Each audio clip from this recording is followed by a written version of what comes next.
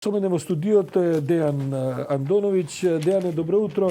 Стигнавме до светот во Слободен печат. Како сме ние во светот во утрински брифинг? Па со регионот пред се денеска ви го опфатиле, пред се поради фактот дека она што е актуелно е вклучувањето на Соединетите Американски држави во решавањето на косовскиот проблем. Ќе потсетам дека ниту Обединетите нации, ниту Европската унија не успеа да ги седнат на преговарачка маса повторно Белград и Приштина, па очигледно Трамп во пресред на својата предизборна кампања, освен оние случувања во Персискиот залив, во Латинска Америка, па и во Африка, сега се вклучува и на Го Балканот. пратија с неговиот личен пријател, амбасадорот американски од Германија. Ричард Гренал, Така е, точно и во Приштина и во Белград. во Приштина и во Белград. Тој во Белград треба практично утре да дојде тука да ги побутне работите малку, односно да ги убеди двете страни да седнат на преговарачка маса. Под превезот дека по 20 години се возобновува авиолинијата Белград-Приштина. Што е таа контроверза? Гледам дека и во Белград, особено во Белград, а и во Приштина, околу тоа се дигна голем прав. Па се дигна голема прашина пред се поради фактот дека по 20 години се обновува авиолинија која нема некоја економска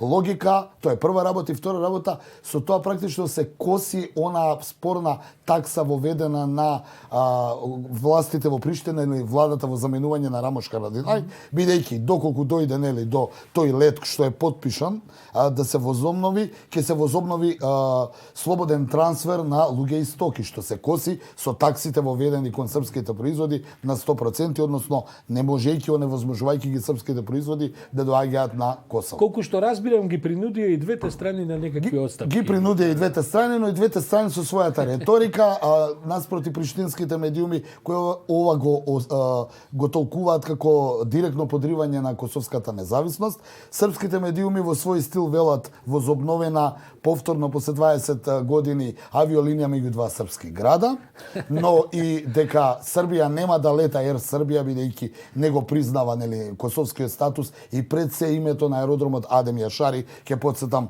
за албанците голем воин, за србите голем терорист.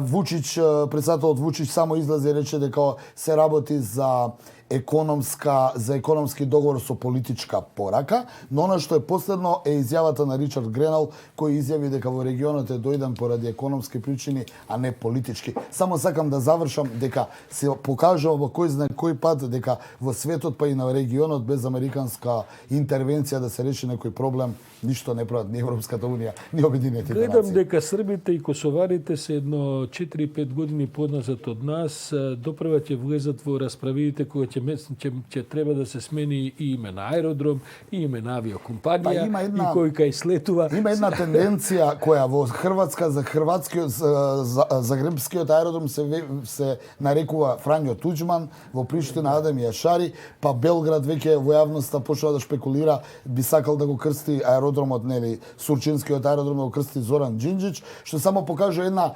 тенденција на нова историја на Балканот, ако се земе во предвид дека имињата на аеродромите се даваат по луѓе кои до вчера беа живи и беа активни.